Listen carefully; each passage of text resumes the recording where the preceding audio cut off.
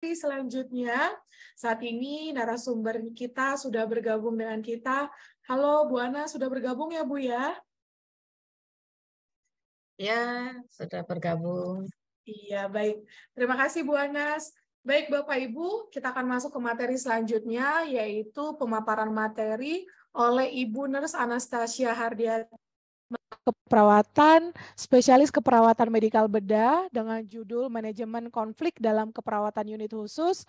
Saya mohon izin Bu Anas untuk bacakan CV-nya ya, Bu. Ya.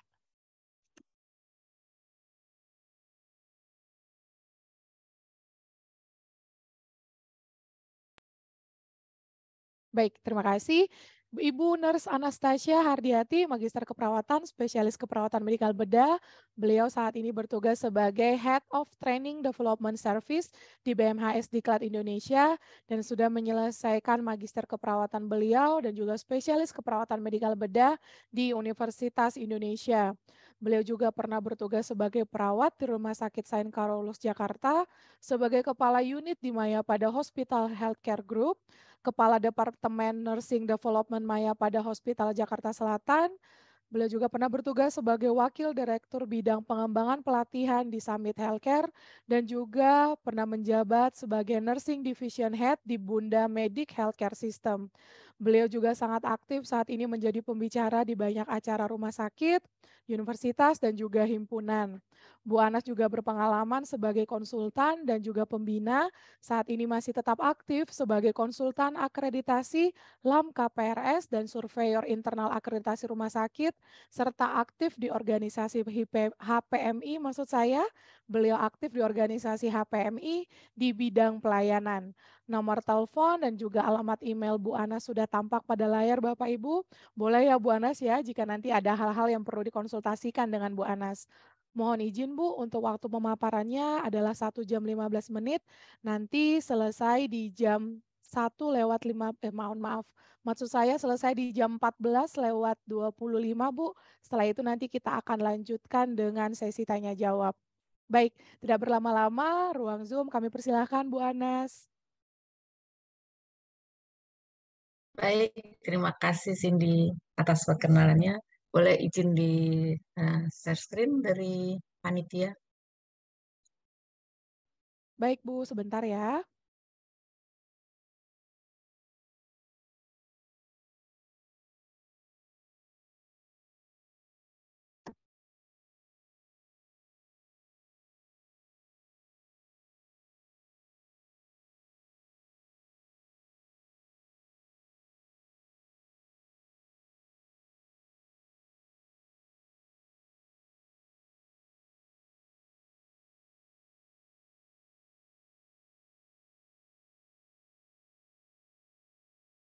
Tunggu sebentar ya Bu Anas, sepertinya ada kendala jaringan sedikit nih Bu.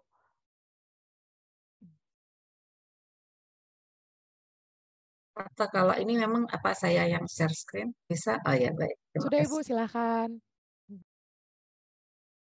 Baik, terima kasih. Saya pada hari ini akan membagikan ilmu ya, presentasi mengenai bagaimana kita melakukan manajemen konflik keperawatan di unit khusus. Pada umumnya teman-teman tentu tahu ya, banyak permasalahan-permasalahan atau konflik-konflik yang dapat terjadi di unit khusus.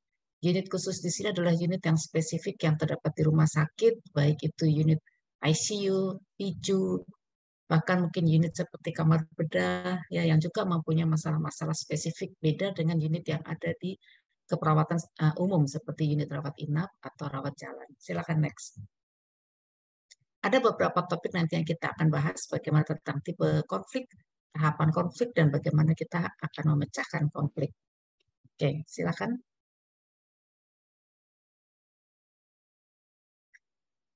Kalau kita bicara tentang konflik yang terdapat di unit khusus, ya sebelum kita membahas semuanya dulu ya, kadang-kadang konflik itu adalah suatu hal yang penting yang mesti kita hadapi.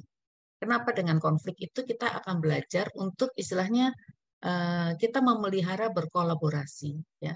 Pentingnya kita di dalam suatu pelayanan itu penting dalam kita berkolaborasi, meningkatkan komunikasi dan juga menumbuhkan kepedulian kita di dalam pelayanan pasien. Konflik itu suatu hal yang tidak bisa kita hindari. Ya, next. Eh, banyak hal yang kita pernah alami ya, mungkin teman-teman pernah tahu baik di berita maupun di apa namanya, mungkin di medsos dan lain sebagainya. Banyak hal-hal yang terjadi di dalam pelayanan keperawatan. Contoh yang teman-teman mungkin pernah tahu ya, bagaimana perawat bisa memotong jari bayi di Palembang.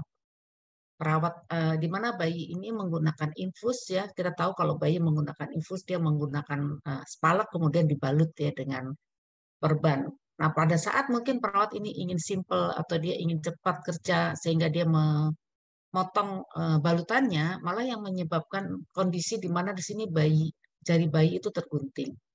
Dan banyak hal kondisi-kondisi lain yang mungkin pernah terjadi dalam pelayanan keperawatan. Beberapa tahun yang lalu atau 1 tahun yang lalu pada saat pandemi COVID sedang tinggi, di situ tentu terjadi banyak konflik. Pertama, tingkat hunian rawat inap itu meningkat tinggi, gitu ya. Yang menyebabkan terjadi overloaded ya, overcrowded baik itu di IGD maupun di ICU, pasiennya penuh dengan segala tingkat ketergantungannya pasien yang tinggi, ditambah dengan perawatnya sendiri yang juga mungkin sakit ya, perawatnya sakit, keluarga perawat juga mungkin ada yang sakit, sehingga menyebabkan pelayanan juga menjadi tidak optimal. Kadangkala kita yang dinas di intensive unit tidak bisa pulang ya, bahkan harus menginap, belum lagi penolakan dari masyarakat. Hal itu juga menimbulkan suatu ketegangan bagi kita sebagai tenaga kesehatan. Kadangkala dengan overload yang tinggi, dengan konflik yang begitu tinggi, entah dengan konflik atasan kita, konflik dengan teman kita, atau mungkin konflik dengan staf kita, kadangkala menyebabkan kita suka bekerja tidak memenuhi SOP. Banyak kasus-kasus kejadian seperti salah satunya perawat salah suntik sehingga bayi di goa meninggal.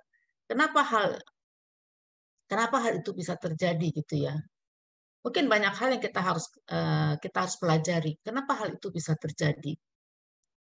Mungkin nanti teman-teman perlu lagi belajar ya lebih jauh lagi tentang masalah-masalah yang bisa terjadi. Di dalam akreditasi kita belajar bagaimana kita memahami tentang manajemen risiko, bagaimana kita bisa melihat pelaporan insiden dan lain sebagainya yang kadang-kala kita suka takut menghadapi hal seperti itu.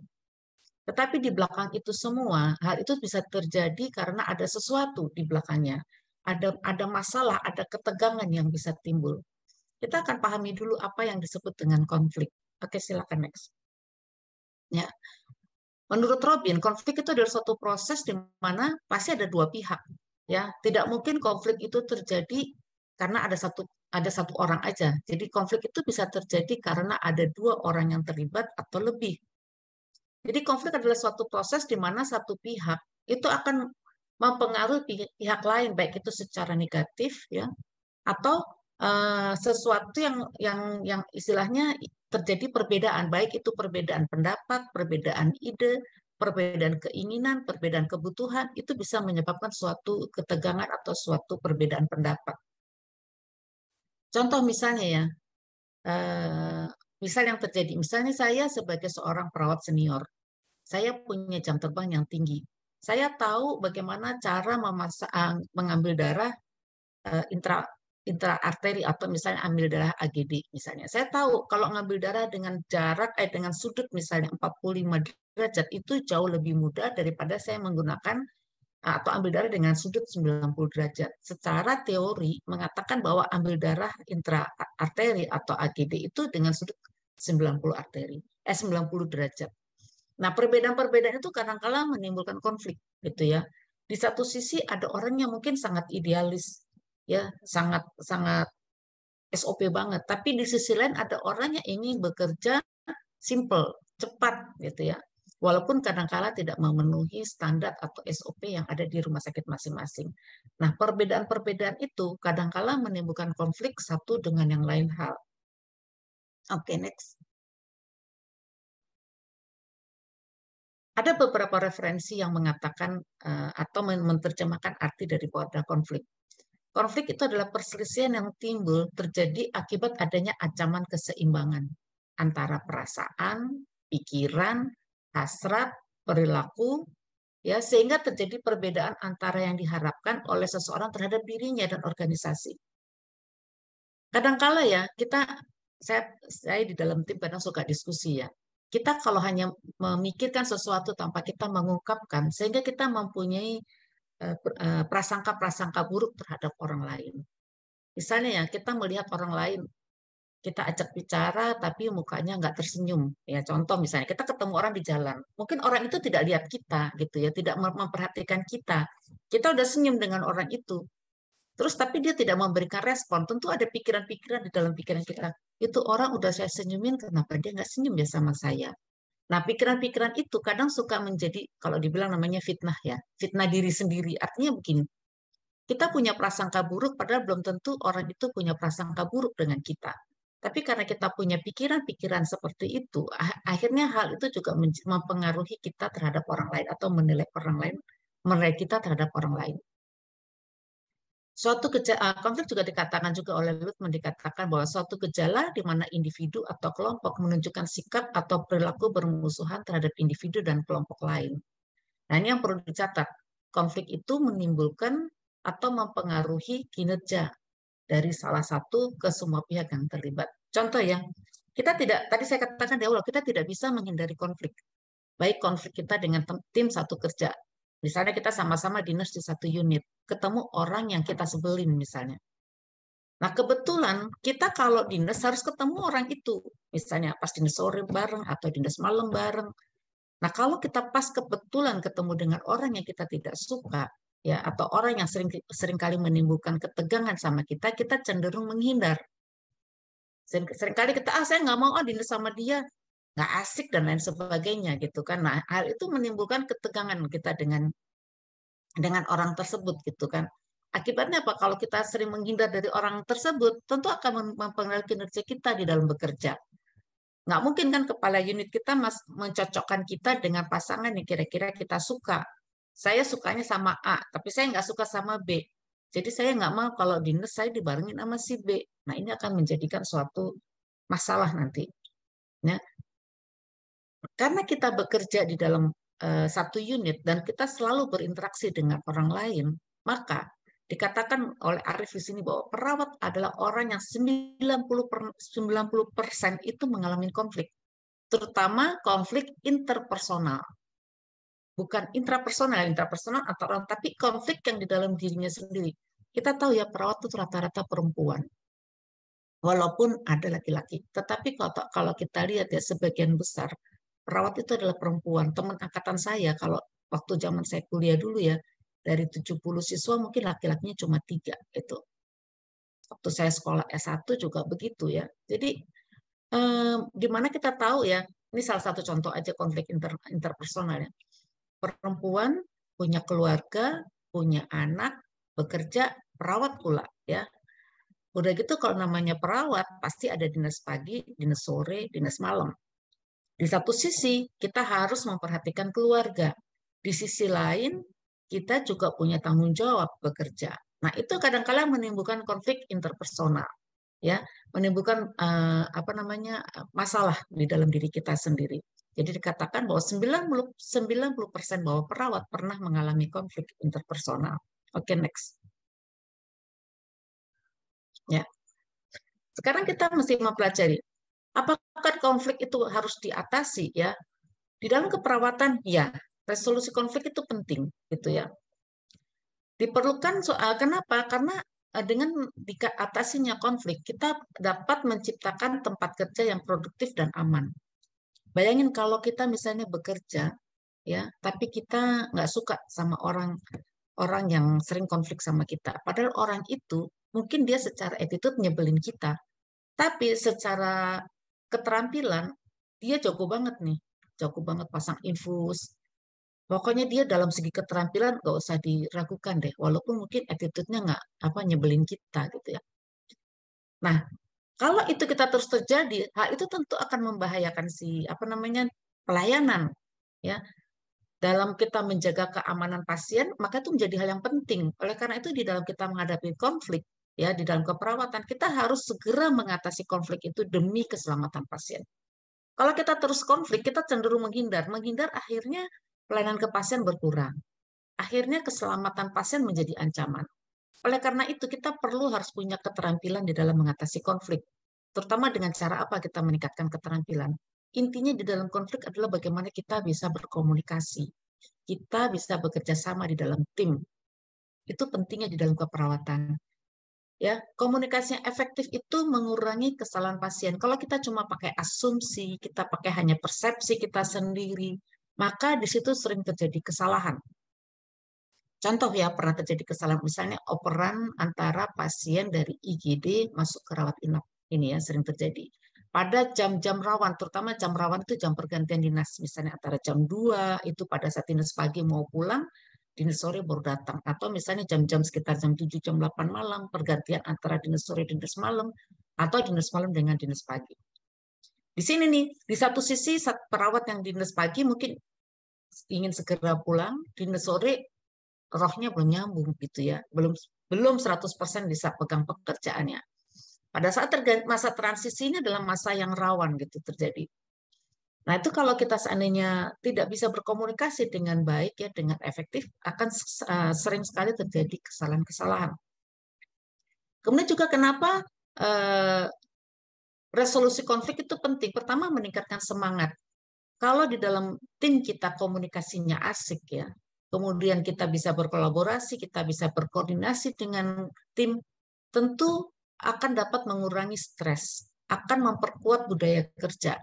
Kalau di dalam lingkungan kerja kita tegang, kita tentu nggak semangat, pengennya resign, pengennya keluar, ya, nggak pengen kerja di situ, pengennya udah banyak lah. Akhirnya apa? Kita nggak semangat kerja, kita demotivasi. Oleh karena itu, penting dalam kita di dalam keperawatan resolusi konflik itu harus segera dikerjakan supaya apa? Supaya kita bisa punya semangat baru, energi kita dicas lagi gitu ya, dan kita menjadi lebih semangat di dalam bekerja. Kemudian yang terakhir adalah meningkatkan efisiensi. Ya, jadi strategi penyelesaian konflik dapat mengalihkan kita terhadap waktu dan energi kita kembali kepada pasien dan keluarga. Teman-teman tentu rasakan ya, kalau kita lagi ada konflik, itu menghabiskan banyak energi. Kita nggak bisa tidur, kita nggak nafsu makan, ya. Karena apa? Karena kita punya konflik, ya. Kita punya ketegangan gitu loh. Kalau kita nggak bisa tidur, nggak bisa makan, kita jadi akhirnya berpengaruh pada kesehatan kita. Oleh karena itu, kalau ada konflik sebaiknya segera selesaikan. Selesaikanlah masalah sebelum istilahnya ya matahari terbenam. Dengan demikian, ya kita bisa mericas kembali tenaga kita, ya kita lebih menghemat waktu, gitu ya. Kolaborasi tim itu dapat meningkatkan produktivitas di dalam kita memberikan asuhan tentunya. Oke, next. Ada 3 jenis konflik yang bisa terjadi ya, yaitu task-based konflik. Yang dimaksud task-based konflik itu konflik yang terjadi karena ada 2 profesi perawat yang tidak setuju dengan satu prosedur teknik. Contoh yang sering terjadi ya, contoh yang sering terjadi. Misalnya ya, yang satu nih satu perawat misalnya dia ingin membuka balutan, ya membuka balutan. Kalau yang satu buka balutan mungkin dia pakai kapas alkohol, terus dia buka satu-satu perbannya atau mikrofonnya, ya pelan-pelan dibuka satu persatu dibuka gitu kan. Tapi yang satunya pengen cepat misalnya. Balutannya itu tidak dibuka satu persatu plesternya, tetapi dia guyur dengan NaCl, dibasahin semua biar cepat kerjanya sehingga lebih mudah bukanya. Nah, kadang-kala itu menimbulkan konflik. Yang satu tidak setuju dengan prosedur A, yang satu tidak setuju dengan prosedur B. Yang satu orangnya SOP banget, yang satu orangnya pengen cepat selesai kerja. Nah, ini yang seringkali menjadi konflik karena ada perbedaan prosedur. Konflik bisa juga terjadi karena value-based konflik, yaitu konflik nilai yang terjadi antara 2 perawat yang mempunyai nilai pribadi yang berbeda. Kita tahu masing-masing kita mempunyai latar belakang yang berbeda, budaya yang berbeda, ya pengalaman berbeda, pendidikan yang berbeda. Orang Batak mungkin kalau ngomong kenceng, suaranya keras karena dia tinggal di gunung-gunung, jadi kalau ngomong pelan-pelan itu nggak kedengeran. Orang Jawa kalau ngomong itu halus, ya. Jadi kalau dengar orang Medan ini yang bicara cenderung keras, orang Jawa ini cenderung baperan. Disangkanya orang ini ngomong marah-marah gitu. Padahal ya memang dia kalau bicara seperti itu. Nah, perbedaan-perbedaan nilai ini yang menyebabkan seringkali terjadi konflik gitu. Dia lagi marah-marah ya sama saya, ya kok ngomongnya gitu ya. Padahal bukan itu yang menyebabkan masalah sebetulnya. Karena dia mendengarnya seperti itu, kesannya orang itu marah-marah gitu. Itu bisa juga terjadi konflik, ya. Interpersonal based konflik yang terjadi karena perbedaan atau gaya komunikasi dua orang yang berbeda itu juga bisa menyebabkan konflik, ya. Oke, silakan next. Sekarang ada 5 tahapan bagaimana proses konflik, ya. Di dalam suatu unit atau di dalam suatu organisasi, kadang-kala kita sudah punya daftar potensi konflik. Misalnya gini ya, komunikasi di dalam unit ya, pada tahap 1 itu komunikasi. Di dalam situ ada berbagai macam masalah yang terjadi. Misalnya karena komunikasi, karena masalah struktur, karena variabel personalnya. Jadi misalnya kalau di dalam komunikasi, misalnya kita tidak punya sistem handover yang jelas ya. Kalau sistem handover itu misalnya hanya melalui, kalau kita di Bunda Medik itu ada namanya pelaporan kita dengan menggunakan e-medical record ya. Nah, kadang-kala mereka hanya operan itu melalui e-medical record atau kita menggunakannya Teramedik di sini ya. Atau misal juga konflik itu kadang kalau catatannya itu tidak jelas ya, tidak baik, kadang-kala tidak bisa terkomunikasikan dengan baik. Bisa juga ada kondisi di mana struktur antara atasan dengan bawahan, antara tim dengan tim, itu juga bisa menjadi suatu potensi terjadinya konflik atau variabel personalnya ya. Satu dengan yang lain mungkin punya masalah pribadi dan lain sebagainya. Nah, potensi-potensi konflik ini bisa saja suatu saat akan menjadikan konflik atau konflik bisa timbul gitu ya. Karena ada perbedaan kepentingan atau perbedaan kebutuhan ya. Kadang-kala misalnya kita di satu unit ya, datang perawat baru gitu ya. Ternyata perawat baru itu adalah perawat berpengalaman. Perawat baru itu adalah perawat yang istilahnya pendidikannya mungkin lebih tinggi, jam terbangnya lebih tinggi, sehingga seringkali menjadi ancaman buat kita. Akhirnya itu menimbulkan konflik gitu ya. Nah, setelah adanya konflik, tahap berikutnya adalah ada tahap di mana kita berusaha untuk mengatasi konflik ya. Ada berbagai tahap di sini untuk mengatasi konflik. Misalnya satu adalah competing, collaborating, compromising, avoiding, dan accommodating. Competing itu artinya I win, you lose. Gua menang, lu kalah. Ya. Pokoknya saya harus begini-begini. Pokoknya saya, ya. Nah, yang penting adalah saya menang, kamu kalah. Ya, competing. Saya pengen nunjukin yang terbaik. Saya nunjukin saya yang paling benar. Saya yang paling tahu segalanya. Itu adalah competing. Atau collaborating ya. Collaborating itu adalah bagaimana kita bisa berkolaborasi sebetulnya, atau kolaborasi itu sebetulnya kita bisa bagaimana kita I win you win ya. Compromising itu I lose you win itu ya. Compromising ya. Avoiding itulah saya kalah, kamu menang. Nggak mau ribut gitu ya misalnya. Padahal mungkin pendapat kita itu adalah paling benar gitu. Tapi kita karena nggak mau ngomong, kita karena nggak enakan, akhirnya kita cenderung menghindar. Biarin aja lah, terserah dia mau ngomong apa, suka-suka dia. Ya. Nah ini juga suatu tahap di mana orang ingin menghindar gitu ya, nggak mau berkonfrontasi ya. Atau compromising. Compromising itu artinya adalah I lose, you lose ya. Atau collaborating. Nah, accommodating itu adalah I bend, you bend. Jadi kita saling menghargai satu dengan yang lain. Nah, tergantung sekarang bagaimana tahap-tahap kita dalam mengatasi konflik gitu ya. Nah, jika ada suatu tahap kita mengatasi konflik, bisa saja timbul suatu reaksi-reaksi di dalam kita mengatasi konflik. Bisa saja performa grup setelah kita mengatasi konflik itu jika kita mengatasi dengan baik, maka performa grupnya akan meningkat. Kita saling trust, ya kembali lagi bekerja sama, atau malah sebaliknya performa grupnya jadi buruk, artinya makin nggak enak, ya makin situasi tidak kondusif, karena ya itu tadi orang cenderung menghindar sehingga masalah itu tidak selesai dan berlarut-larut tidak selesai. Nah, itu sebaiknya memang dalam mengatasi konflik sebaiknya tidak berlarut-larut dan harus segera diselesaikan. Oke, next. Oke, silakan. Ya. Ada beberapa tahapan kita, bagaimana kita mengatasi konflik ya. Pertama adalah assess the situations, ya, understand the conflicts, address the conflicts promptly, ya, reach out the other party, yes, state your concern clearly and calmly, focus on the issue rather the person involved, ya, nanti kita akan bahas satu-satu, listen with an open mind, collaborate through dialogue, kemudian follow up with others if needed, dan prevents future conflict. Kita bahas satu-satu ya. Bagaimana kita bisa mengatasi konflik? Oke, next. Satu adalah assess the situations, ya. Bagaimana kita bisa mengkaji situasi.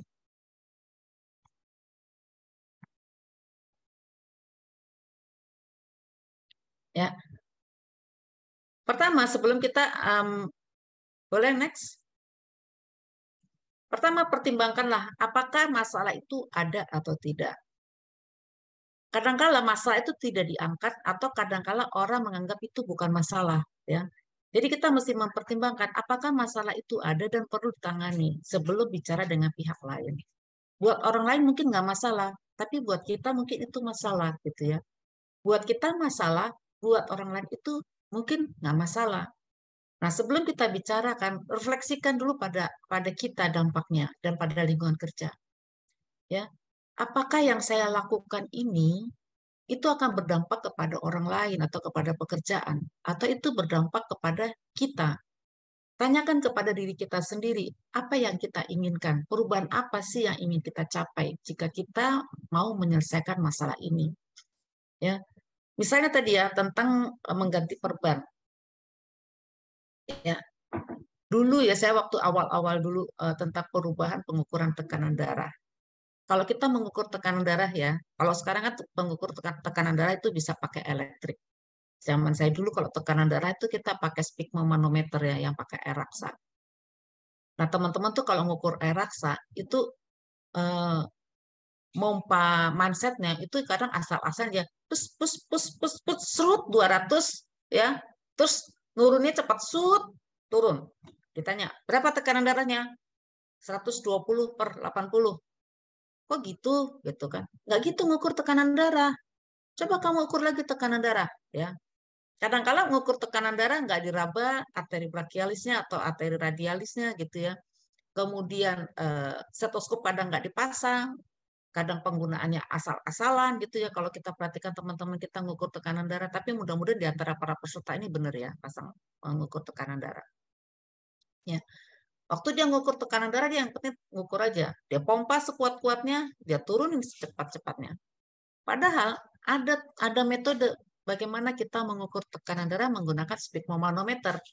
Ya, pertama pasang manset, raba arteri brachialisnya atau radialisnya, kita pompa sampai arteri brachialis tak teraba, kita tambahkan lagi 20 mm, pompa lagi, kita pasang stetoskop, kita taruh membran diafragmanya ke arteri brachialis, kita turunkan perlahan-lahan 2-3 detik per milimeter Hg sampai kita dengar suara sistolnya, loopnya ya, sampai kita bisa dengar suara sistolnya perlahan-lahan ya, kemudian sampai suara daripada stetoskop itu hilang, kita dengarkan diastol. Jadi kadang-kala angka itu harusnya nggak bulat, nggak 120/80, tapi bisa saja mungkin 124/86 atau 128/72 gitu. Nah, waktu awal-awal itu diterapkan, saya waktu itu awal-awal diterapkan, semua orang pada komen, masa ngukur tekanan darah gitu sih?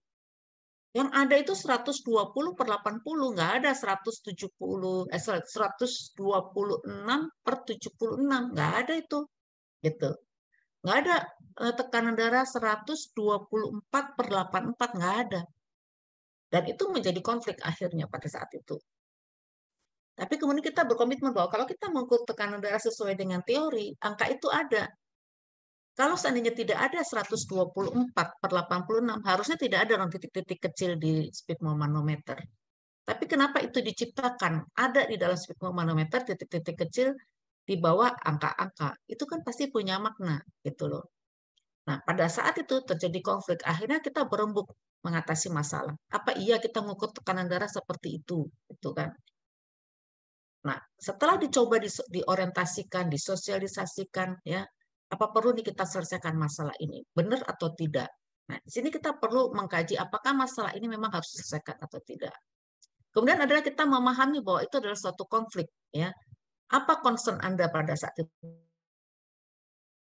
Apa yang ingin Anda selesaikan di situ? Kita perlu bertanya kepada diri kita sendiri, apakah saya ingin meluangkan waktu ya untuk memikirkan konflik itu, untuk tahu apa tujuan yang akan saya miliki. Saya ingin bicara itu, ya, saya paham itu adalah masalah. Kemudian yang kemudian adalah address the conflict promptly. Artinya jika kita sudah merenungkan kita akan mengatasi masalah itu, maka kita coba diskusikan konflik itu apakah masih relevan, ya. Sebaiknya konflik itu segera diselesaikan sebelum terjadi ketegangan yang berkelanjutan gitu ya. Kemudian tahap berikutnya adalah bagaimana kita bisa mengatasi konflik. Pertama adalah yang berikutnya adalah reach out the other party. Kita atur waktu kita bicara secara personal. Memang ada beberapa orang yang kalau bicara itu cenderung di depan umum, akhirnya ribut dengan orang lain, mempermalukan temannya di depan orang lain. Jadi kalau memang kita mau klarifikasi, sebaiknya kita panggil orang itu, cari di tempat yang tenang, jauh dari pasien mungkin, jauh dari keributan, sehingga orang yang kita ajak ngomong juga dia merasa dihargai dan kita sendiri dapat berdialog dengan baik gitu ya. Jadi carilah tempat yang kira-kira buat dia itu nyaman, buat kita juga nyaman untuk kita menyelesaikan konflik. Oke, next.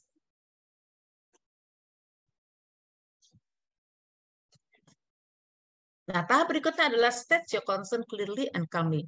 Jadi kalau kita mau menyampaikan konflik, menyampaikan apa masalah kita, sampaikanlah dengan tenang, ya, dengan jelas, sehingga tidak menimbulkan mispersepsi atau perbedaan persepsi. Ya.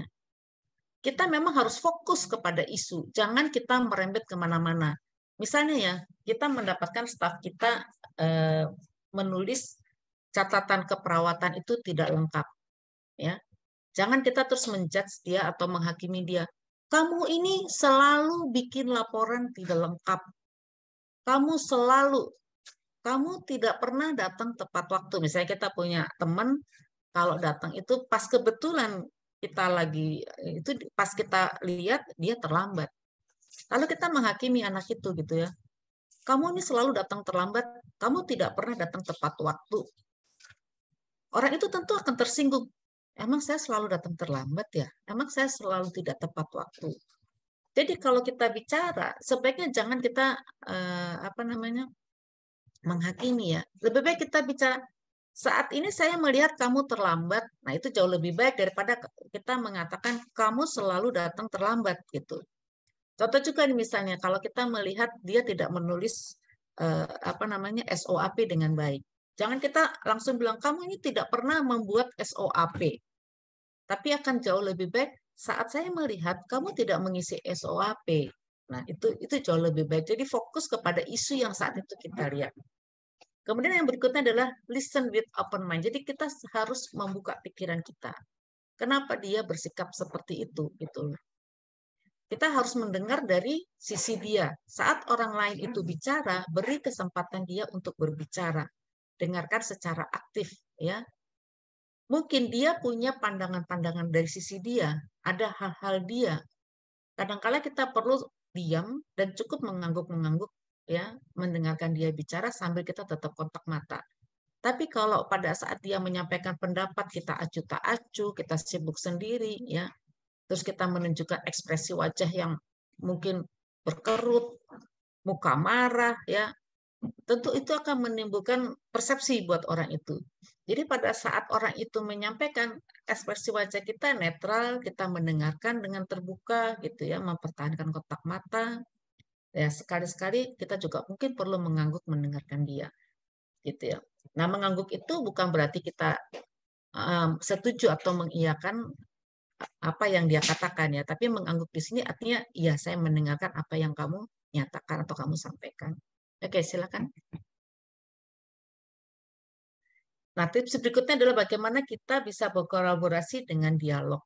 Ini kelemahan kita untuk untuk kita berdialog gitu ya, untuk kita berbicara. Banyak orang tidak berani menyampaikan pendapat, ide, dan pikiran ya.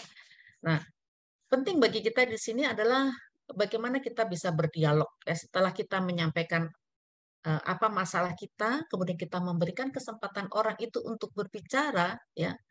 Kembali lagi kita fokus apa sih harapan-harapan kita yang ingin kita capai bersama. Tadi misalnya ya kita menemukan di dalam laporan SOAP atau di dalam SOAP perawat tidak mengisi dengan lengkap. Kita berharap dia dapat mengisi dengan lengkap. Kita bertanya, saya melihat kamu saat ini tidak menulis SOAP. Kenapa kamu tidak menulis SOAP? Gitu kan. Dia akan menjelaskan mungkin dari versi dia. Ya Kak, tadi saya buru-buru lupa. Biasa anak-anak gitu ya. Saya buru-buru lupa. Nah, di sini kita bisa berkoordinasi. Menurut kamu sebaiknya gimana? Bukankah itu catatan keperawatan itu harus ditulis setiap hari? Setiap pergantian shift kamu harus tulis.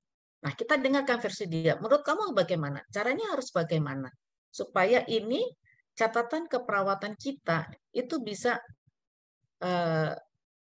ditulis dengan baik. Gitu ya. Nah, kemudian yang tahap berikutnya adalah follow up with others if need. Jika memang dia bersikeras, jika dia merasa bahwa dia adalah yang paling benar, atau kita menemukan jalan buntu di dalam berdiskusi, ya sehingga menimbulkan ketidaksepakatan atau menimbulkan perbedaan pemahaman, mungkin kita perlu memanggil orang lain, orang yang kita anggap bisa menyelesaikan atau dapat mempertimbangkan bagaimana jalan keluarnya atau bisa melihat dari sudut pandang yang lain, ya. Sebaiknya kalau kita mencari orang lain itu adalah orang yang sifatnya netral. Ya, jadi tidak memihak kepada salah satu pihak. Kadang-kala biar orang itu pro ke kita cari orang yang kira-kira dekat sama kita supaya dia belain kita gitu. Atau apa namanya ada di pihak kita. Nah, sebaiknya cari orang memang yang sifatnya netral yang dia bisa memberikan sudut pandang yang berbeda. Kemudian yang tahap berikutnya adalah prevent future conflict ya. Memang kadang-kala kita mesti punya suatu keterampilan dari diri kita untuk bisa menghindari konflik lebih jauh. Seperti misalnya bagaimana kita bersikap empati, kita bisa mendengarkan aktif ya. Mendengar aktif itu mendengar ya, mendengarkan dengan sepenuh hati, bukan mendengar. Kalau bahasa Inggris itu ada dua ya. Kalau kita mendengar itu ada listening dan hearing ya. Di Indonesia hanya satu, mendengar gitu ya. Kalau bahasa Inggris listening itu dia mendengarkan dengan sepenuh hati, menghayati arti daripada apa yang disampaikan orang itu. Sedangkan hearing dia cuma dengerin aja, lewat kuping kiri, lewat kuping kanan, dia udah nggak pikirin, pokoknya gue dengerin aja. Nah, yang dimasuk di sini mendengarkan adalah dia listening, mendengarkan dengan sepenuh hati apa yang disampaikan orang itu, menghayati, mengolah, menganalisa di dalam dirinya, gitu ya. Bagaimana kita bersikap dengan orang lain supaya tidak terjadi konflik. Gitu. Oke, next. Nah, menurut Anina dari hasil yang saya dapat jurnal ya dari Malaysia, jurnal Intellex ya ditulis oleh Sabri dan Musaira, konflik manajemen proses model adalah bagaimana proses kita menangani konflik. Tadi di awal saya sudah sebutkan pertama kita mesti sadari dulu apakah ada konflik atau tidak, mengidentify adanya konflik.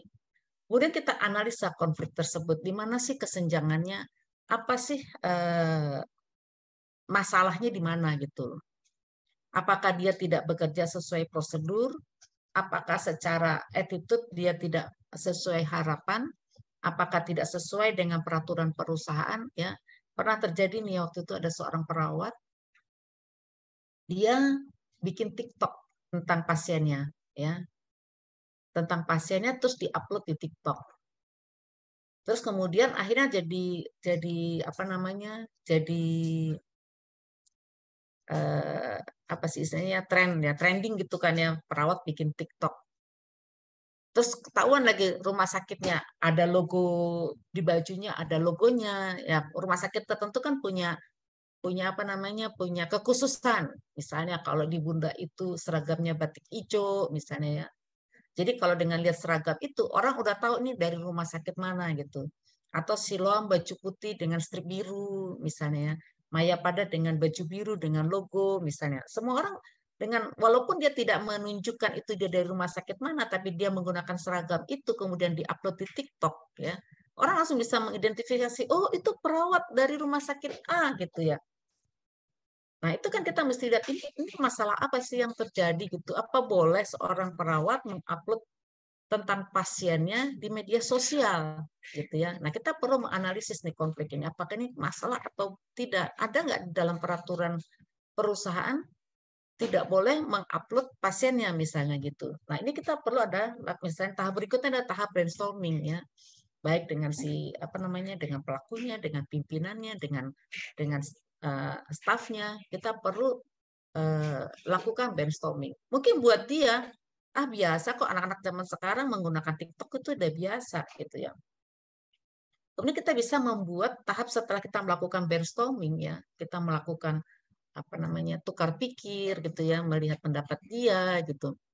Kemudian kita menciptakan solusi-solusi yang apa namanya alternatif pemecahan masalah. Setelah kita buat alternatif masalah, misalnya solusi 1, 2, 3, ya, kita pilih mana solusi-solusi yang kira-kira paling efektif untuk mengatasi masalah tersebut. Kemudian kita bisa lakukan implementasi terhadap pemecah masalah tersebut ya. Kemudian kita review masalah tersebut dan setelah masalah itu kita dapat selesaikan dan ternyata itu sudah teratasi, maka masalah itu bisa kita tutup. Tetapi jika kita lihat bahwa implementasi ini tidak efektif, kita mesti melihat apakah ada cara lain untuk mengatasi konflik tersebut gitu ya. Kita tahu di unit-unit khusus seperti di ICU, di NICU ya, konflik yang sering terjadi adalah misalnya gini ya, turnover yang tinggi. Ini pernah juga dialami ya, turnover yang tinggi misalnya ya. Karena perawat-perawat kita pindah ke tempat lain dengan tentu harapan pendapatan lebih tinggi. Akibatnya yang terjadi di situ banyak perawat-perawat baru yang kurang jam terbangnya. Dan itu juga menjadi konflik di situ. Sementara kebutuhan pelayanan tetap tinggi, pasien tetap tinggi. Datang perawat baru yang mungkin dia kurang paham betul dengan culture yang ada di perusahaan tersebut atau di unit tersebut. Walaupun mungkin dia tetap perawat yang sudah berpengalaman atau perawat yang sudah mendapat pelatihan, dia datang ke unit itu tentu ada perbedaan perbedaan kebiasaan ya, perbedaan SOP. Nah, hal itu kadang-kadang juga bisa menimbulkan konflik. Bisa saja si perawat baru itu akan membandingkan, biasanya sih di tempat saya dulu nggak seperti ini gitu ya. Nah, kebiasaan-kebiasaan itu kadang-kadang menimbulkan ketegangan. Kalau saya dulu atau biasanya saya dulu, nah itu terjadi juga. Atau yang lebih parahnya lagi, ini ada perawat baru datang ke unit kita. Perawat ini perawat tidak ada pengalaman gitu, tidak ada jam terbang gitu. Dia hanya berdasarkan teori. Karena dia bukan perawat yang berpengalaman, dia suka ditandem oleh kakaknya gitu ya. Kebetulan kakaknya tuh ngajar yang nggak bener gitu ya. Jadi nanti pada saat dia sudah dilepas, dia akan bilang ini, biasanya kakak itu, kata kakak ini, atau menurut kakak itu, nah itu yang seringkali menjadi masalah di dalam kita memberikan pelayanan. Karena apa? Karena dia melihat model yang dia lakukan kakaknya, tapi dia tidak melihat bagaimana SOP itu seharusnya, bagaimana teori itu harus dilakukan. Karena yang dia lihat adalah kebiasaan-kebiasaan salah di unitnya. Atau kita lihat di sini normalized deviation, artinya suatu penyimpangan itu dianggap hal yang normal, ya, dianggap hal yang normal. Contoh penyimpangan dianggap hal normal. Teman-teman kan suka operan dinas ya, jam 7 itu kan operan dinas ya, antara dinas malam ke dinas pagi. Setelah operan dinas, kan nanti ronde ya keliling, ya, ronde keliling bersama dengan teman-teman yang lain. Begitu ronde kan mulai melakukan kegiatan rutin ya, entah itu melakukan pengukuran tanda-tanda vital atau mempersiapkan obat buat pasien pagi, misalnya seperti itu. Atau kalau ada tindakan, mempersiapkan tindakan, ya, atau mungkin ada injeksi. Nah, kadang-kala nih kalau udah jam, biasanya yang saya perhatikan antara jam 10 ya, jam 11 itu perawat udah duduk, dia buka status ya, buka rekam medis, mulai menulis. Ya, ini mudah-mudahan tidak terjadi di sini di antara teman-teman. Duduk, mulai menulis. Jam 7, operan dinas. Jam 8, bagi obat. Jam 9, ukur TTP. Ya, ukur tanda-tanda vital. Jam 12, makan siang. Jam 1, ukur balance cairan. Padahal saat itu baru jam 10, tapi Anda sudah bikin laporan sampai jam 2. Sudah bikin catatan keperawatan sampai jam 2. Dicicil, padahal saat itu masih jam 10. Ya. Itu akhirnya menjadi suatu kebiasaan-kebiasaan. Pada saat ditegur misalnya gitu, loh kamu kok nulis sudah sampai jam 2, ini udah sampai dicicil sampai jam 2, sekarang baru jam 10, kenapa kamu tulis sampai jam 2? Nanti dia bilang begini, biasanya kakaknya nulis gitu ya. Saya udah biasa kok nulis begini, nanti tinggal nyelip-nyelipin aja tuh, nanti makannya habis berapa porsi, tensi berapa, suhu berapa, tinggal nyelip-nyelip aja gitu. Nah ini harusnya jangan dilakukan. Akhirnya terjadi ketegangan kan, yang satu merasa itu kebiasaan, yang satu ngerasa, saya kan sibuk, nanti jam 2 takut nggak keburu nih. Saya harus tulis dari sekarang gitu. Yang satu kepingin nggak seperti itu laporan. Laporan itu ditulis nanti. Bukannya sekarang jam 11 atau jam 10 ditulis, laporan udah sampai jam 2 gitu. Nah, ini kita lihat bagaimana solusi-solusi pemecahan masalah. Kenapa sampai orang itu menulis di jam 10 sampai jam 2? Yang satu alasannya karena sibuk, yang satu alasannya karena kebiasaan. Nah, kita pilih sekarang bagaimana alternatif-alternatif pemecahan masalah supaya orang ini dapat menulis laporan dengan benar tepat waktu. Gitu. Oke, silakan next.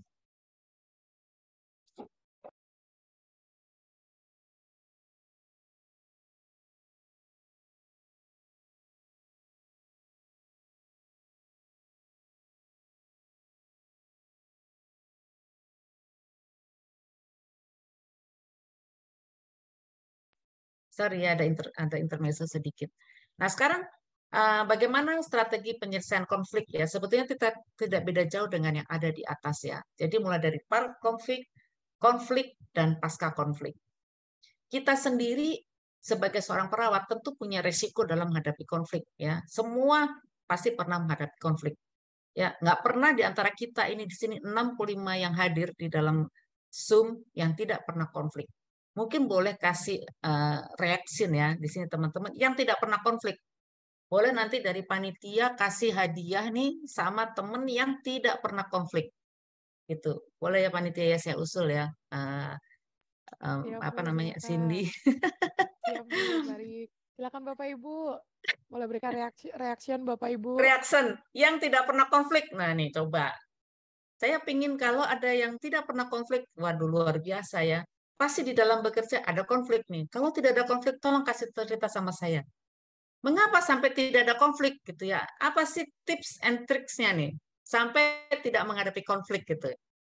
Oke, ini berarti hadiahnya gugur nih ya, Cindy, karena tidak ada yang memberikan reaction. Berarti semuanya pernah konflik. 65 orang yang hadir di sini tentu pernah mengalami konflik. Nah, sekarang kita tahu bahwa kita akan punya potensi kita menghadapi konflik dengan orang lain. Maka kita harus mempersiapkan diri kita pada saat kita menghadapi konflik. Pertama apa? Assertive training, ya, yaitu kita harus membekali diri kita supaya kita bisa menjadi asertif. Dengan cara apa kita melakukan assertive training?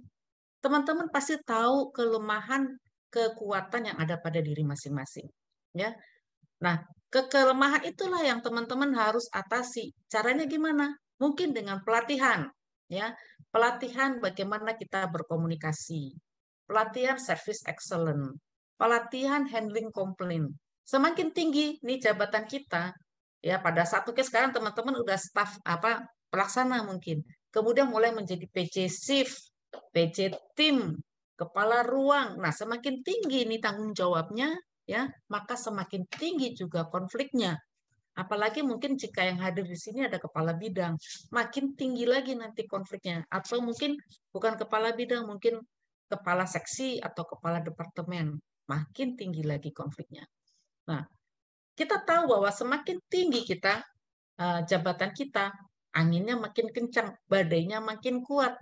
Oleh karena itu kita perlu membekali diri kita dengan cara apa? Ikutlah training. Mungkin nanti bisa iseng-iseng tanya nih sama BDI. Kira-kira di BDI ada pelatihan apa ya? Saya tahu saya punya kekurangan nih, saya ingin membekali diri saya. Oke, ya. Saya mau pelatihan komunikasi efektif, saya kepingin pelatihan tentang leadership, saya ingin pelatihan tentang service excellent misalnya ya. Karena dengan apa? Dengan hal seperti itu, saya mempunyai modal. Ya, saya mempunyai modal di mana bisa memperkuat saya. Nah, itu sebagai upaya pencegahan. Konflik tidak bisa dihindari, tapi konflik dapat ditekan supaya tidak menjadi lebih meluas atau menjadi lebih berat. Ya. Jadi perlu kita membekali diri kita sendiri dengan pelatihan-pelatihan, dengan pembekalan-pembekalan. Ya. Itu penting pada saat prakonflik. Ya. Apalagi kita lihat kita ketemu orang itu, ya. Pertama kali waktu saya dulu mengajar, kita apa namanya? Pada saat kita pertama kali saya mengajar, kadang-kadang orang itu orang yang lebih senior. Wah, itu di dalam diri saya aja sudah timbul konflik interpersonal saya. Sekarang bagaimana saya bisa menghadapi orang itu ya? Saya harus belajar lebih. Saya harus baca SOP, saya harus baca banyak supaya pada saat saya nanti menghadapi orang itu saya sudah punya modal gitu. Kemudian jika terjadi konflik di sini ya, pada saat terjadi konflik kita perlu bagaimana kita melakukan negosiasi, mediasi, kolaborasi di dalam upaya kita menyelesaikan masalah. Ya, kelemahan orang Indonesia itu memang adalah bagaimana melakukan koordinasi dan kolaborasi. Maka dibilang kan netizen Indonesia itu luar biasa ya, galak-galak gitu ya. Nah, penting buat kita bagaimana kita bisa belajar berkolaborasi, bernegosiasi, dan terutama melakukan mediasi ya supaya kita bisa menyelesaikan konflik ya. Kemudian setelah konflik itu terselesaikan, kita perlu ada namanya tahap rekonsiliasi atau pemulihan. Karena gimana pun juga, walaupun konflik itu sudah teratasi, kita sendiri tentu menjadi apa ya? Pasti ada rasa nggak enak sama orang itu yang pernah pernah ribut sama kita ya. Nah ini kita perlu ada tahap rekonsiliasi supaya hubungan kita bisa kembali pulih ya, bisa bisa asik lagi gitu ya. Bahkan kita dengan teman dekat kita ya, dengan nggak usah lah teman dekat kita ya, dengan pasangan kita yang setiap hari kita temuin aja sering timbul konflik ya. Bagi yang sudah menikah mungkin konflik dengan istrinya atau konflik dengan suaminya ya atau dengan anaknya. Nah, itu perlu tahap di mana kita bisa memulihkan kembali hubungan kita dengan teman kita atau dengan pasangan kita yang disebut sebagai tahap pemulihan. Oke. Nah, oke next. Nah, jadi kunci dari itu semua ya adalah konflik itu tidak bisa dihindari. Oleh karena itu konflik butuh komunikasi. Konflik butuh empati. Kita perlu memahami dia, seandainya saya itu dia, gitu ya. Itu kita perlu empati. Dan konflik itu perlu kerjasama. Kita tidak bisa menang sendiri, gitu ya. Oleh karena itu kita perlu melakukan komunikasi, empati, dan kerjasama. Nah, yang menjadi prioritas kita ya di dalam kita menghadapi masalah, terutama di dalam tim kerja kita adalah keselamatan pasien, kepentingan pasien. Sekalipun kita sebel banget sama orang itu, bete banget sama orang itu, lihat mukanya aja udah empet gitu ya. Jangan kan lihat mukanya, sebut namanya aja saya udah kesel gitu ya. Tetapi tetap pasien adalah prioritas kita ya. Bangun budaya saling menghargai, saling menghormati satu dengan yang lain. Ciptakanlah lingkungan kerja yang harmonis. Gimana pun juga perawat itu 24 jam loh sama pasien. Ya. Jadi kita perlu menciptakan lingkungan yang harmonis. Kalau lingkungan kita nggak harmonis, situasi kerja kita sudah nggak nyaman jika kita bekerja. Ya. Jadi bersama kita mengatasi konflik itu akan bisa memberikan pelayanan keperawatan yang luar biasa. Oke, itu dari saya. Saya kembalikan kepada moderator. Terima kasih. Baik, terima kasih banyak Bu Anas yang sudah memberikan pemaparan tentang manajemen konflik di pelayanan keperawatan ruang unit khusus. Sedikit lebih cepat ya Bu ya. tapi kita akan gunakan secara maksimal untuk diskusi tanya jawab. Saat ini sebenarnya sudah ada pertanyaan Bu di kolom chat. Kami mau ajak nih sebenarnya Bapak Ibu biar lebih interaktif. Tidak masalah loh Bapak Ibu kalau misalnya bersedia untuk menyalakan mic, kameranya juga kalau boleh dinyalakan, boleh langsung bertanya nih Bapak Ibu. Ibu Susilawati mungkin bersedia Bu untuk dinyalakan mic-nya, boleh langsung ditanyakan Bu.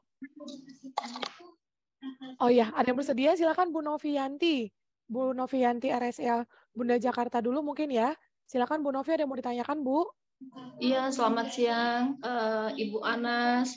Terima kasih Selamat materinya siang. sangat menyenangkan sekali ya, karena ini kan tentang hal-hal yang biasa terjadi di lapangan. Mohon maaf saya tidak nyalakan kamera, saya lagi ada tamu. Ya. Yang mau saya tanyakan Bu Anas, ini bagaimana selama ini tips dari Ibu Anas bagaimana menghadapi konflik yang sering terjadi? Nah, sedangkan kita sendiri itu mengalami banyak konflik sendiri, misalkan konflik internal. Nah, bagaimana tipsnya menghadapi konflik yang terjadi di lapangan tanpa harus mengorbankan, tanpa kita harus tidak menyebabkan konflik yang lain. Seperti itu, Bu Anas. Terima kasih, Bu Anas. Oke, terima kasih ya. Yang pertama memang yang paling penting adalah kita mengatasi konflik interpersonal. Ya, saya terima kasih Novi ya. Paling tidak Novi sudah tahu kekuatan dan kelemahan yang ada pada diri kita. Ada orang yang kadang-kala ya, saya kalau lagi marah, lagi kesel gitu ya, nahan marah itu saya pasti gemeter karena saya nahan marah. Itu kita harus tahu kekurangan-kekurangan kita. Sekarang gimana cara kita bisa mengatasi? Itu berarti kan konflik yang ada di dalam diri kita gitu ya.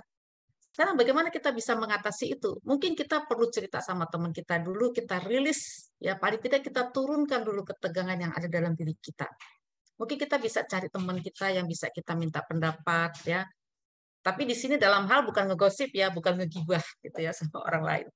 Tapi paling tidak tujuannya adalah bagaimana kita bisa merilis tegangan kita, bagaimana kita bisa merilis perasaan-perasaan kita sehingga kita bisa punya alternatif-alternatif. Nah, itu yang paling penting.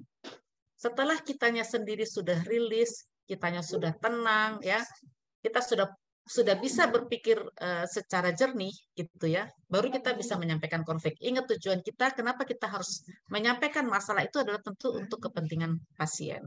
Ya, mungkin kita perlu membuat list apa sih yang mau kita sampaikan. Misalnya ada suatu perbedaan pendapat kita dengan orang sumber konflik, ya kita bisa bicarakan dia dengan baik-baik gitu ya. Setelah kita terutama kita sendiri ya, setelah kita tahu saya orangnya tipe apa sih, saya kalau bicara itu bagaimana sih ya, apakah modelnya saya itu bicara meledak-meledak gitu ya, apa kalau saya bicara itu nggak terkontrol gitu ya. Nah, kita harus tahu tuh, kita harus kendaliin dulu. Setelah kita bisa mengendalikan diri kita, itu yang paling penting, kita bisa mengendalikan diri kita, baru kita bicara sama orang itu.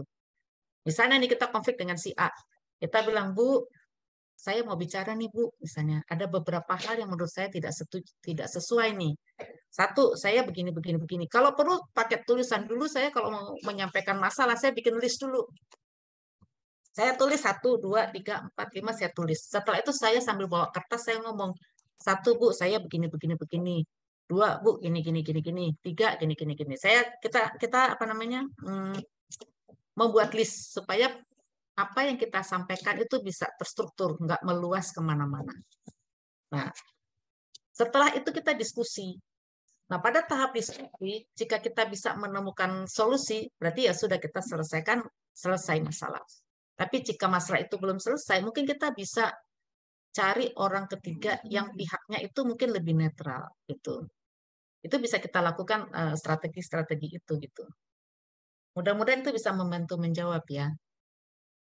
Oke. Terima kasih Bu Anas. Baik, terima kasih Bu Novianti. Kita lanjutkan mungkin Bu Anas ya, sambil dibantu untuk ditampilkan oleh tim juga. Kita lanjutkan tadi untuk pertanyaan pertama di chat Bu Anas, mohon izin atas nama Ibu Susilawati dari Rumah Sakit Pena 98 Tangerang. Bagaimana ya Bu caranya menangani konflik yang sebetulnya nggak jelas nih apa yang jadi masalahnya Bu ya. Akhirnya banyak tim yang tidak bertegur sapa, kemudian ada kelompok-kelompok ya Bu ya, ada grup masing-masing, kira-kira yang seperti ini harus gimana ya Bu Anas? Silakan Ibu. Ya, ini juga kadang-kala yang namanya geng gitu ya. Kadang suka ngegeng kali ya, membentuk grup masing. Karena dia mungkin merasa nyaman di grupnya. Ini grup ngegibah, ini grup apa atau grup apa gitu ya. Nah, jika kita peka terhadap situasi itu, kadang-kala biasanya pimpinan yang bisa melihatnya. Dia cenderung dengan orang yang sama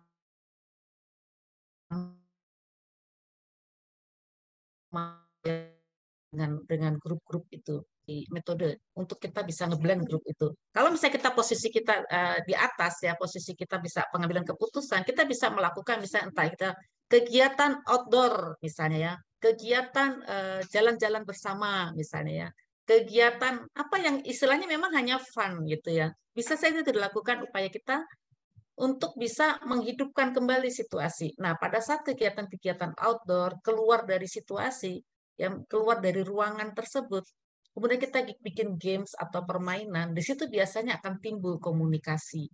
Kenapa sih mereka satu dengan yang lain kok seperti itu, gitu ya? Itu pernah saya pernah buat di rumah sakit sebelumnya ya, di mana situasinya itu apa ya? Ada rasa saling curiga, terus situasinya jadi nggak kondusif. Akhirnya waktu itu yang saya lakukan, saya bawa keluar itu tim. Kita jalan-jalan cari villa gratisan, ya. Cari villa gratisan, bikinlah permainan-permainan game. Yang tadinya mungkin kaku, yang tadinya mungkin apa namanya baperan, itu kita main game.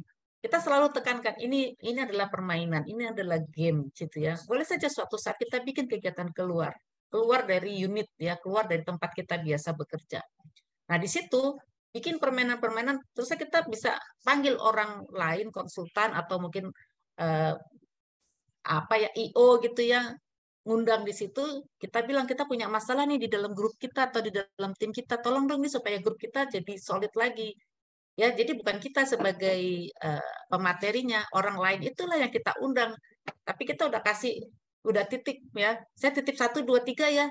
Ini kondisinya begini, begini, begini gitu. Itu kita bisa gunakan metode itu. Jadi akhirnya orang tersebut paham dia punya berbagai metode sehingga grup itu menjadi solid lagi. Itu bisa. Tapi sekali lagi itu nggak bisa nggak bisa satu kali. Memang harus dilakukan berkali-kali sehingga si grup itu bisa solid. Atau cara lain ya, misalnya kita nggak punya uang buat keluar, tapi kita pingin supaya grup kita itu solid. Bisa aja kita bikin semacam lokakarya, ya. Kita bikin ditulis gitu di kertas misalnya. Saya bikin misalnya potensi-potensi teman-teman kita. Misalnya, saya suka sama si A, karena si A 1, 2, 3. Tapi saya kesel sama si A, karena si A gini, gini, gini, gini.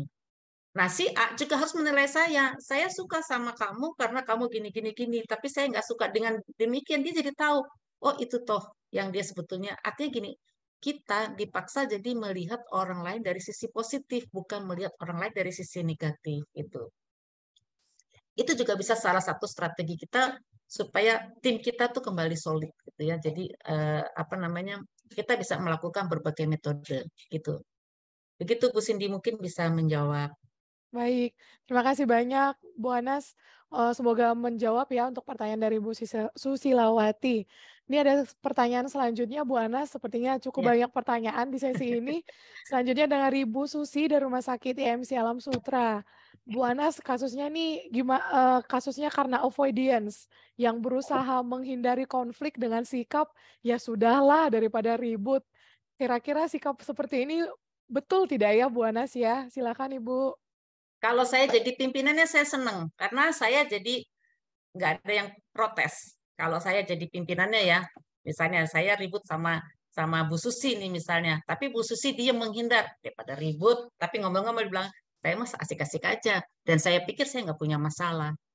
Tapi kalau saya sebagai Bu Susi nanti yang saya jadi penyakitan. Nah, kalau saya yang sebagai orang itu ya hal itu merugikan saya. Kenapa?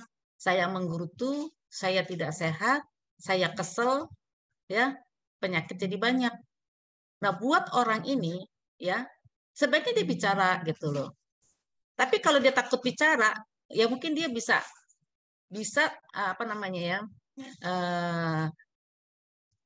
apa namanya ya, dia bisa, tadi yang saya bilang, dia bisa tenangkan diri dia dulu, ya. Mungkin dia bisa minta bantuan orang, atau dia minta ada satu saksi yang bantu dia ngomong, karena memang ada orang yang nggak bisa bicara, maksudnya tidak bisa menyampaikan ide atau pendapat. Ada yang seperti itu, ya. Misalnya gini, saya mau ngomong tapi saya takut diomelin, takut dimarahin, gitu ya. Jadi daripada gue ribut, daripada gue dimarahin, daripada gue ditekan, gue dapet SP, gue nggak mau ngomong, misalnya gitu. Nah, bisa dia minta bantuan orang yang sifatnya netral untuk bisa bicara dengan si sumber konflik, misalnya. Itu bisa dilakukan. Tapi prinsipnya, jika ada konflik itu harus diselesaikan. Namanya abses, pus, itu harus keluar. Kalau nggak keluar, jadi infeksi. Kalau infeksi meluas, sepsis, akhirnya mati. Nah, demikian juga kalau kita punya masalah, kita harus selesaikan. Kalau kita nggak selesaikan, akhirnya jadi penyakit buat kita. Penyakitnya kerja tidak kondusif, ya kan?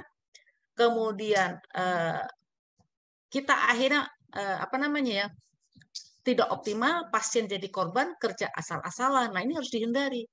Syukur-syukur kalau kita bisa pindah kerja, dapat tempat yang baik, ya, gaji naik. Tapi apa iya kita mau begitu terus gitu loh. Akhirnya apa? Resign, pindah lagi, resign, pindah lagi, resign, karir kita nggak jelas, mulai lagi dari nol di tempat lain, masalah tidak selesai, dimanapun kita bekerja, pasti ada masalah. Mau kita pindah 100 kali, dimanapun bekerja, pasti ada masalah. Kecuali tinggal di hutan, nggak ada masalah. Tinggal di hutan juga masalah, Deng. Karena kita nggak bisa cari makan. Jadi dimanapun kita berada, pasti ada konflik. Oleh karena itu, gimana caranya kita harus hadapin konflik itu. Takut, kita buat list, buat pertanyaan, ya. Setelah itu kita hadapin, itu intinya. Harus kita hadapin. Itu ya Bu Susi. Baik, terima kasih banyak Bu Anas untuk penjelasannya. Kita lanjut ya Bu ya untuk pertanyaan selanjutnya disampaikan oleh Bapak Punasan dari Rumah Sakit Kamar Medika. Mohon izin Bu, apakah boleh memberikan SP1 langsung kepada salah satu tim nakes yang melakukan pelanggaran etik atau kedisiplinan untuk memberikan efek jerah atau mungkin shock terapi? Silakan Bu Anas. Ini menarik nih ya. Ini menarik. Sekarang gini, dasar diterbitkannya surat peringatan pasti ada. Ya, di dalam peraturan perusahaan atau di dalam peraturan organisasi gitu ya. Itu ada tingkat kriteria pelanggaran ya. Pelanggaran itu bisa maksudnya teguran itu bisa pertama teguran lisan. Ya, teguran lisan pun ada tahapannya. Lisan 1, lisan 2, teguran lisan 3, sampai akhirnya teguran tertulis gitu ya. Kalau misalnya nih ya, terjadi kasus misalnya anak ini datang terlambat gitu ya. Kita udah tegur nih. Kamu jangan datang terlambat nih, kasihan teman-teman kamu. Gara-gara kamu datang terlambat yang dinas malam, akhirnya pulangnya mundur misalnya. Terus besoknya dia datang terlambat lagi gitu ya. Besoknya datang lagi terlambat. Nah, SP di dalam perusahaan itu pasti ada rentangnya yang disebut SP1, SP2, SP3. Di dalam peraturan organisasi, di dalam peraturan kepegawaian juga pasti ada itu SP. Nah, kita harus pelajari SP, kapan keluar SP1, kapan keluar SP2, dan kapan keluar SP3. SP3 itu keluar biasanya kalau sudah satu menjadi kerugian yang sangat major ya, misalnya terjadi kematian akibat kesalahan atau kelalaian, itu bisa keluar SP3, pencurian ya, atau tindakan seksual abuse ya terhadap pasien kita, itu bisa langsung keluar SP3 dan bisa dapat PHK. SP1 itu kita mesti lihat seberapa berat pelanggaran yang dia lakukan. Kalau misalnya gini, dia mengupload pasien, kita tahu kan pasien itu kan tidak boleh kita buka kerahasiaannya ya. Dia cerita misalnya, dia cerita tuh ada kasus yang kita pernah dengar. Ini ada pasien saya 1, 2, 3 nih, rewel, bawel ya. Pasang infus aja, ngomel-ngomel, terus kita upload ya. Nah, itu kan berarti kan suatu ada pelanggaran etik. Kita coba mesti lihat dulu nih seberapa parah pelanggaran yang dilakukan si staf kita ya. Apakah sampai dia betul-betul mengupload nama pasien dengan jelas atau dengan fotonya atau bahkan pasiennya betul-betul ditunjukin. Nah, kalau itu sih nggak perlu efek jera, itu memang dalam peraturan perusahaan itu dilarang. Kita harus menjaga, di dalam sumpah keperawatan pun dikatakan bahwa perawat harus menjaga kerahasiaan pasien. Tapi kita publish, wah itu udah bukan SP1 lagi, itu udah ya. Nah, jadi kita membuat SP juga harus lihat ya. SP bukan semata-mata efek jera, bukan semata-mata shock terapi. Ini mesti dicatat sama teman-teman. SP bukan itu tujuannya. SP itu tujuannya adalah untuk perbaikan. SP tujuannya adalah untuk perubahan, bukan efek jera. Karena kalau kita bilang efek jera atau kita bilang shock terapi, terus apa efeknya? Apakah itu berubah buat si anak itu? Apakah itu menjadi lebih baik? Nggak menjamin juga. Gitu. Jadi SP itu dikeluarkan tentu untuk maksud supaya kita punya catatan, punya dokumentasi, dan kita berharap tentu ada suatu perbaikan dari perilaku orang tersebut, gitu. Sehingga misalnya tadi ya, kita ketemu perawat kita atau staf kita mengupload pasiennya di media sosial, gitu ya.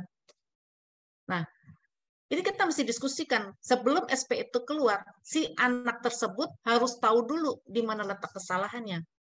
Dia tahu nggak dia itu salah, ya? Di mana letak kesalahannya? Menurut kamu kenapa kamu itu melakukan kesalahan? Kalau secara etika gini. Jadi itu mesti didiskusikan sebelum kita mengeluarkan SP.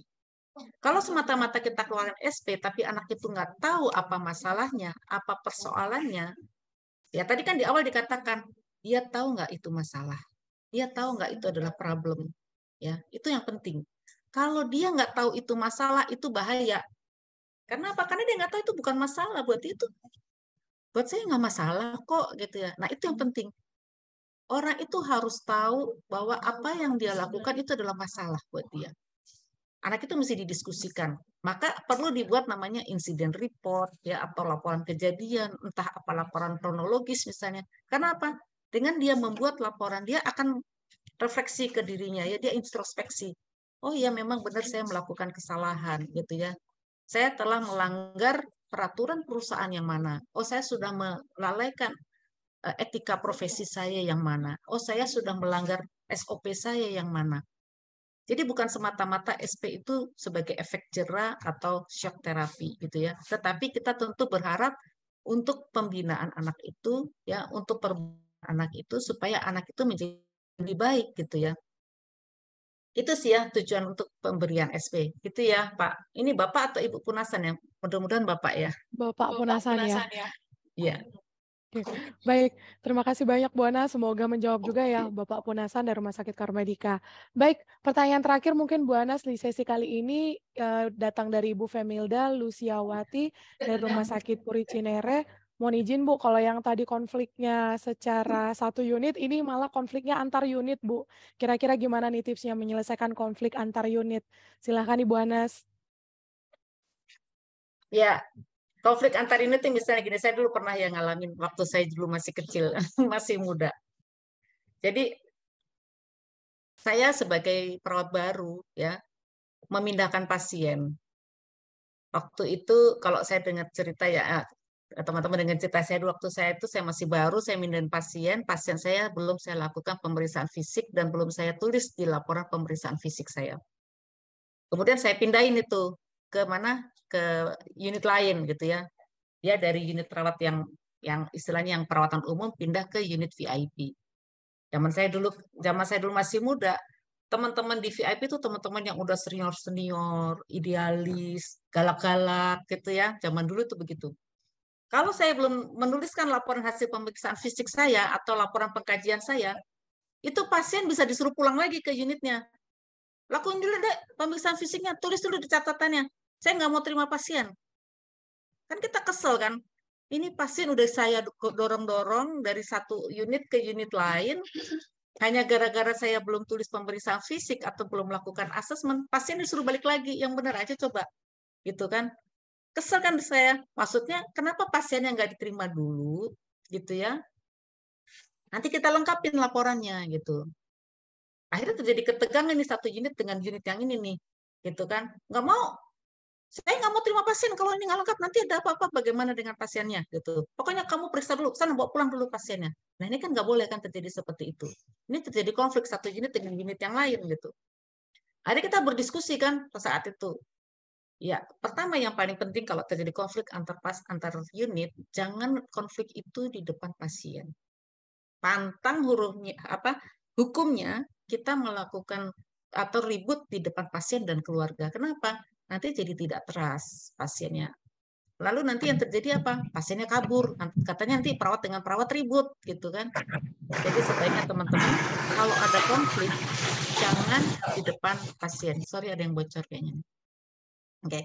Jangan ribut di depan pasien ya. Itu bisa kita sampaikan, Kak, bicaranya bisa nanti nggak, Kak? Gitu ya. Nanti deh kita bahas, jangan depan pasien. Satu itu, jangan pernah ribut di depan pasien atau di depan keluarga. Satu solusinya. Kemudian kita bisa diskusikan, cari tempat yang kira-kira jauh dari pasien atau keluarga, di mana kita bisa, ya mau ribut silahkan ribut di situ, gitu. Jangan depan pasien. Kemudian kita diskusi waktu itu. Mungkin saya waktu itu tidak mengkaji, atau mungkin saya sudah kaji, tetapi saya tidak tulis, gitu.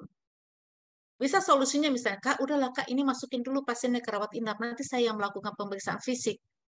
Nanti saya yang lengkapin, tapi yang penting pasiennya terima dulu. Nah, diskusi antar unit ini penting. Kalau misalnya kita, misalnya antara staf dengan staf kita tidak bisa selesaikan, kita bisa bicara dengan kepala unit kita. Ya, nah ini nanti diskusi antara kepala unit dengan kepala unit. Kalau itu juga nggak selesai antara kepala unit dengan kepala unit, kita bisa bilang dengan kepala bidang.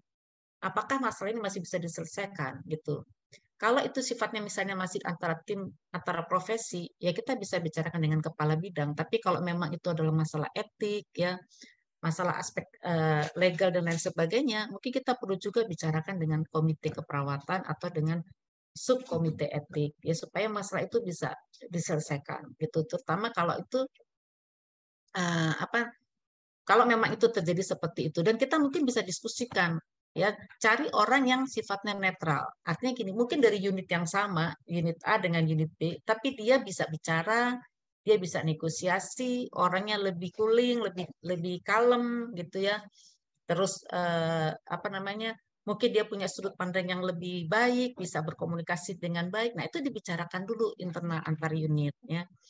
Mudah-mudahan sih dengan cara itu bisa selesai. Pada umumnya kalau itu dibicarakan dengan kepala dingin, hati dingin, sih biasanya bisa selesai antar unit. Gitu. Gitu, Bu Cindy. Baik, terima kasih banyak Bu Anas. Semoga jawaban dari Bu Anas cukup menjawab ya Bu Femilda ya. Baik, terima kasih banyak kepada Bapak Ibu semuanya yang sudah aktif juga dalam sesi diskusi tanya jawab. Meskipun udah sore banget nih Bapak Ibu, justru makin sore makin banyak yang diskusi. Kita senang sekali ya Bu Anas ya sampai saat ini. Baik, silakan Bu Anas jika ada closing statement Bu sebelum kita tutup. Ya, teman-teman kita tahu bahwa konflik pasti kita akan hadapin ya di dalam kita bekerja, di dalam kehidupan sehari-hari, konflik pasti kita hadapin. Kita jangan menghindari konflik kita harus hadapin ya. Kita harus mampu berpikir jernih.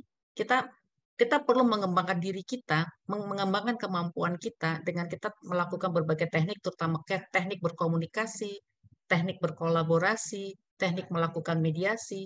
Nah, teman-teman harus selalu mengembangkan kemampuan diri ya, teman-teman. Karena bagi kita semua itu pasti perlu ada namanya tahap untuk bertumbuh ya. Jadi hadapilah konflik, dewasakanlah diri kita ya, perkaya diri kita dengan berbagai cara, dengan pengalaman dan pelatihan. Itu saja Bu Cindy. Baik, terima kasih banyak Bu Ana.